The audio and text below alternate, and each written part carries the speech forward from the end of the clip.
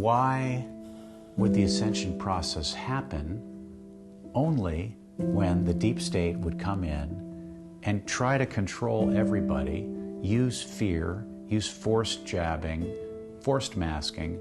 Why would the ascension process have to happen alongside that? Isn't that the truth? Why would it have to happen alongside of that? Because to get stronger, you need to lift heavier and heavier weights. And there's this thing in the physical body that you can do way more than you think you can do. But you're not going to do it until you're forced to do it. And we're all like that. You and I are not afraid to drop the body and leave. We're not afraid. You see, I think that this whole ascension process, this whole deep state psyop, plays on people's fear of death. And once, you know, I've been a student of the near-death experience for years, before it was anyone talked about it.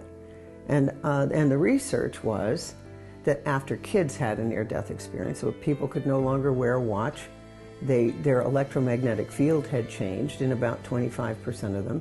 They knew things that they couldn't possibly know, and they were at the top of their game in academia, whatever, because their brain had changed from remembering who they really were.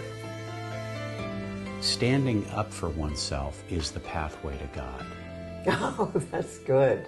You can't get there. Standing up for oneself is the pathway to God. That's beautiful. And I think a lot of people would be like, no, Jeff, or what do you mean by that, or whatever.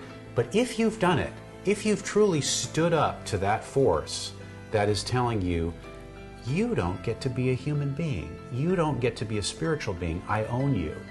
The moment you stand up to that, now you've just stepped into your God body.